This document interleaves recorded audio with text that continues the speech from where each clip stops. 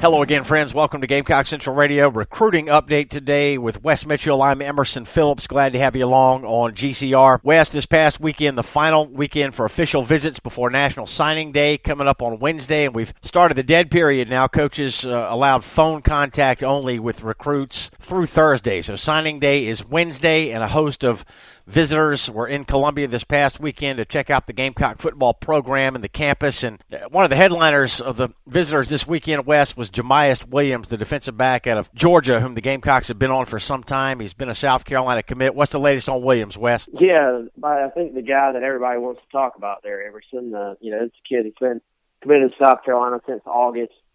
Has remained a pretty strong South Carolina commitment. He talked about taking official visits even when he committed the first, originally. But, it was a solid commitment and, leading up to the sort of month or so towards now when Georgia really sort of started to put the full court press on him. There's a lot of pressure for those in-state sort of Georgia commits that, are trying to convince Jemias to stay at home and play for Georgia. So you sort of have a very, very real in-state pressure push for Jemias Williams for Georgia. So that's sort of how we got to where we are right now. Took his Georgia visit last week, took his South Carolina official visit this week, and now we'll sort of go home, go over everything in his head, and make a decision and announce it on signing day. So it's very quickly become one of the most watched, most intriguing recruitments, I think, for South Carolina fans. We feel like South Carolina's got the advantage right now over Georgia for Jemias Williams. Wes, Jemias came with his father to Columbia for the visit this weekend, and Chris Clark, in his insider report this week that's available to our subscribers on Gamecock Central, says that the fact that Carolina got involved with Williams very early in the recruiting process has proved to be an advantage for the Gamecocks. Yeah, it is, and I think the fact they've made him a top priority for the entire process is a big deal there. The relationship that he has with Travaris Robinson, particularly, South Carolina's defensive coordinator and defensive backs coach, really, really helps there too. So I think it's a situation where the push from Georgia is very, very real. In no way would I be shocked if he signs with Georgia. But if you're saying who has the best chance, I think it's South Carolina, and I think right now, as fresh off that visit, I think right now that's what Jemias plans to do is sign with South Carolina. Now that they've got to hold on tight for the next, 48 hours or so and go from there. But right now, South Carolina just pulled out all the stops this weekend. Had multiple current players involved, did everything you could possibly imagine, put themselves in a situation to land this kid and hold on to this kid. Wes, talk about that pressure coming from in-state for players like Jemias Williams. He's got a high school teammate that's committed to Georgia. Obviously, a lot of folks at his high school and in his community would like to see him stay in-state and play for the Bulldogs. So talk about, is that an individual basis, Wes? You take it player by player? Yeah, I think it's probably difficult for any player to sort of to deal with when a school, especially when a school really decides they want you, and that's what's happening with Jemias. And those other commitments have sort of joined together trying to convince him. But Jemias is a kid that actually has said for some time behind closed doors that he wants to get out of Georgia. He wants to sort of have a fresh start. He wants to sort of do his own thing, as far as his college ball goes. So it certainly is difficult, but in some cases it's gonna work.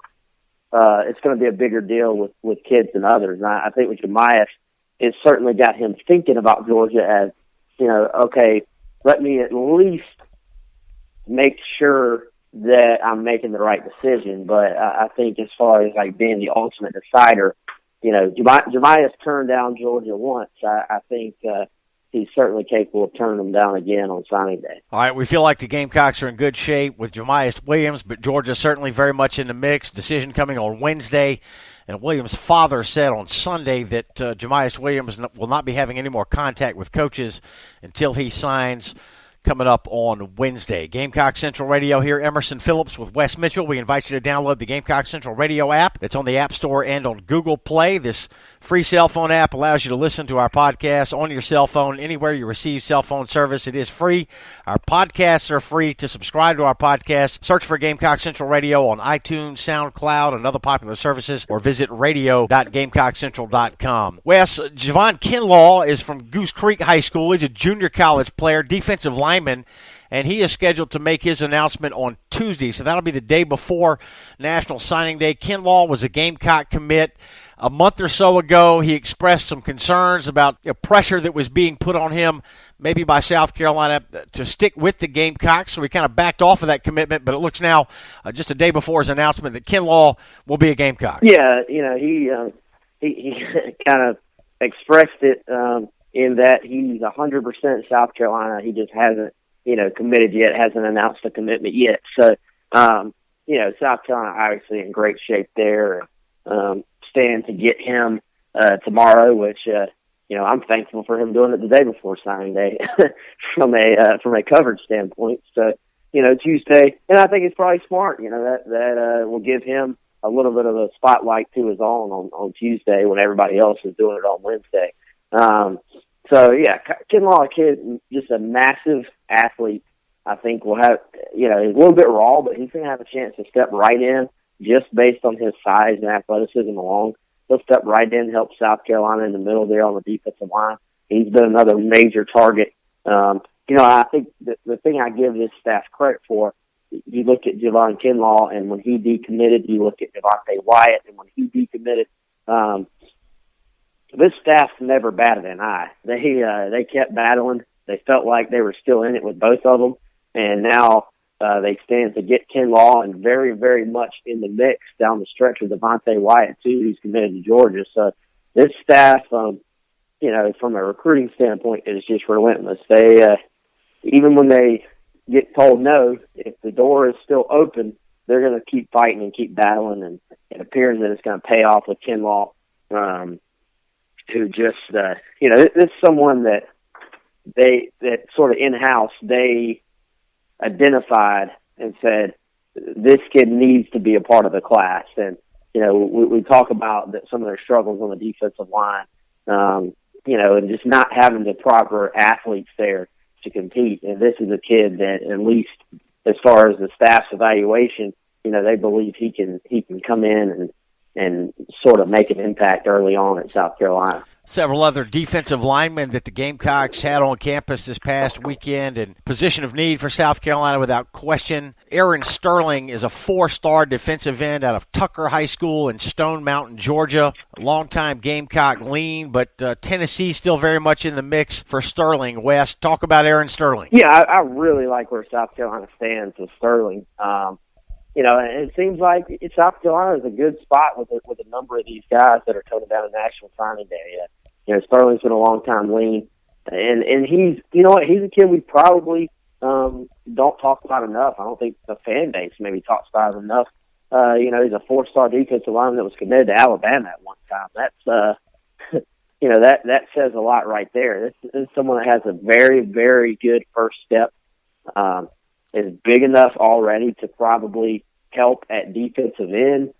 Could even potentially be a buck type player, and I think probably grows into a defensive tackle potentially as well, and takes some of that quickness inside to the 3-technique defensive tackle spot.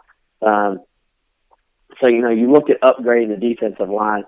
I think they stand to do that, and you look at Javon Kinlaw. Look at Aaron Sterling, look at MJ Webb, who's already on campus. Those are 3, bona fide athletes in the defensive line spot. And then, obviously, as we get to some of these other guys, you got Robert Beal floating out there who they're trying to put from Georgia. And then Brad Johnson for Pendleton, who we've talked about for months.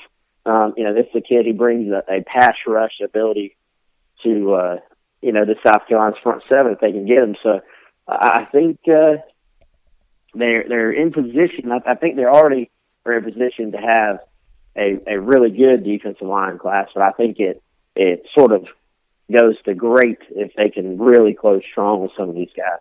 Wes, we talked about it last week. The Gamecocks are in head-to-head recruiting battles with Georgia for some of these players, Devontae Wyatt being one of them. Robert Beal is another. I know you touched on them briefly. Tell us a little bit more about those two. Wyatt, 6'4", 300 pounds, defensive tackle, has been a Georgia commit, but we feel like the Gamecocks may have a chance with him. And Beal also a Georgia commit, but he visited this weekend as well. So give us the latest on these two. Yeah, Wyatt's a kid who visited Florida over the weekend, and but Florida really wasn't in the picture. I think they're still not really in the picture. This is South Carolina, Georgia, committed to Georgia, but as strange as it is to say, I mean, it's sort of the way recruiting is these days. Committed to Georgia, but I tend to give South Carolina a slight edge with Devontae Wyatt. Now, on the other hand, Robert Beal, I think South Carolina has given Robert Beal plenty to think about. I think the visit went great. I think they did a great job, not just with Bill, but also with his family. But with Bill, I would still give the edge to Georgia. Wouldn't completely shock me based on what I've heard if he pulled the flip, but it's not something that I'm really expecting. They're in play, I think is the best way to say it. But, if you're looking at it from sort of a chances standpoint, percentages, Bill probably sticks with Georgia, whereas Wyatt, I think Devontae Wyatt wants to be at South Carolina. He's dealing also with a little bit of that in-state pressure to stay at home. Lots of kids who grow up in Georgia grow up wanting to play for Georgia. I mean, it is what it is. Yet that doesn't mean Georgia's the best spot for them. And the South Carolina official visit went better for Wyatt than the Georgia official visit. He said that, and probably is a better fit at South Carolina. So it's one of those things where we'll kind of have to wait and see which thing wins out. Sort of stay at home, play for the team, you maybe have always wanted to play for, versus maybe go to the place that's a little bit better fit for you and you're a little bit more comfortable. I tend with Wyatt's situation and what I know about it, I tend to lean towards him leaning towards the comfort side, but we'll find out on signing day. So, but if I was making a prediction, I would predict South Carolina for Devontae Wyatt, and I would predict Georgia for Robert Beal. That's we know this stuff can change quickly. That's as we're recording this at 10 a.m. on Monday morning. Right. Georgia has been in good shape with Beal for some time, but the Gamecocks have tried to make a move late. And Devontae Wyatt was in Gainesville for his official visit at Florida this past weekend, and at least a few folks in Florida believe that Wyatt will end up at South Carolina. So we'll continue to monitor these two. And lots of defensive linemen to talk about today, Wes. Brad Johnson, we've talked about him extensively on Gamecock Central Radio. Defensive lineman, defensive end from Pendleton High School is down to South Carolina and Virginia Tech. Decision coming at noon on Wednesday, Wes. Yes, and I think on Friday we sort of said probably South Carolina, but wouldn't be surprised with Virginia Tech. I kind of still feel the same way. I think he's been doing some thinking, going back and forth maybe over the weekend about the pros and cons of each school. Ultimately, I think in-state in this situation probably does win out. But, credit Virginia Tech. They've done an outstanding job. They've given him truly something to sort of deliberate about, and wouldn't shock me with Virginia Tech at all. But I think right now he probably goes slight edge still to South Carolina with Brad Johnson. So, and again, he's another one of those guys that we're talking about. Probably fits as a buck in South Carolina's system, which is their hybrid defensive end linebacker pass rush spot, and is a perfect fit there. And Robert Beal, that's probably where he fits as well. So those are, with those two, if you wanted to have sort of met your needs, I think South Carolina needs to, and will feel pretty good if they can just split those two. Getting Robert Beal or Brad Johnson will give you sort of a true outside linebacker / defensive end pass rush specialist in this class. Brad Johnson, pass rush specialist and a high character kid, according to his high school head coach up there at Pendleton High in the Upstate. So this is another great player. Kid. Yeah, great kid. We've heard nothing but good things about him. Really shined at the Shrine Bowl. So Gamecock fans would love to see Brad Johnson sign with South Carolina. coming up on Wednesday. Wes, one other player to talk about today who was on campus in Columbia this past weekend, and that's Jordan Carty, the offensive tackle from Hollywood, Florida, 6'7", 265-pounder, double-digit offers, ACC schools, SEC schools. Looks like Carty is in line to be a Gamecock, Wes? Yeah, it does. He's one of the, I believe, the only kid that we couldn't really get. Obviously, Jemias Williams isn't doing interviews right now, but among the others, Jordan Carty's the only guy we haven't gotten that feedback from afterwards. But everything I've gotten as far as gathering information has been positive about Jordan Carty in South Carolina. Should sign with the Gamecocks on Wednesday. Don't overlook this kid. You talk about offensive line recruiting. You need athletes. They're not always going to be technically sound yet, but they need to have that baseline athleticism. And Jordan Carty, much like Jordan Rhodes, is someone who has that. And, that's something, looking back at the issue with South Carolina's offensive line this year, I don't think in the 3 or 4 previous seasons, or recruiting seasons, I should say, that they've recruited enough athleticism for their tackle spots. And I think that's why we saw them struggle with pass rushers so much, with the great pass rushers this past season. So they're trying to upgrade that.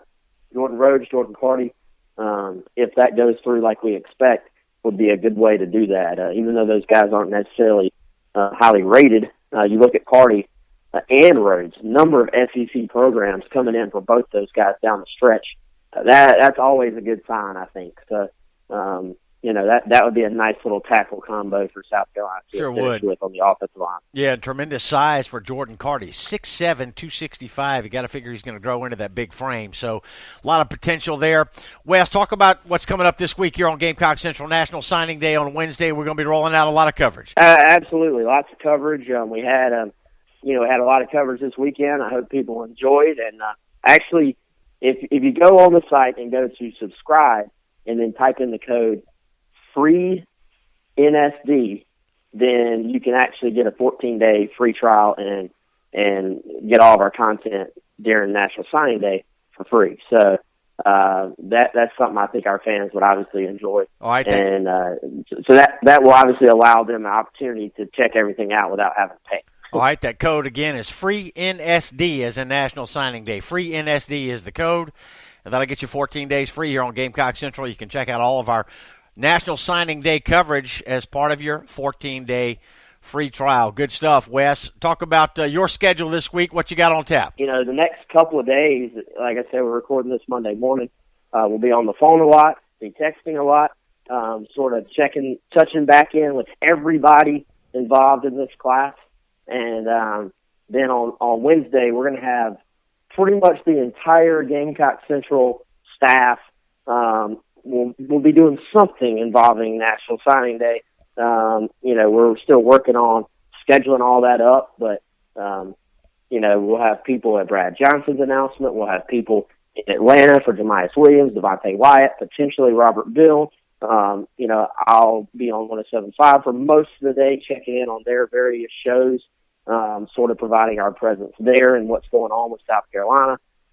So we're going to hope to just have complete knockout, wall-to-wall, top-to-bottom, side-to-side coverage of South Carolina football recruiting for National Signing Day. Good stuff, Wes. Thanks for the update today. We look forward to talking with you again later in the week. Sounds good, Emerson. Thanks, man. All right, that's Wes Mitchell, and I'm Emerson Phillips. Plenty more coverage coming here. National Signing Day, Gamecock football recruiting right here on Gamecock Central. Thanks for being with us.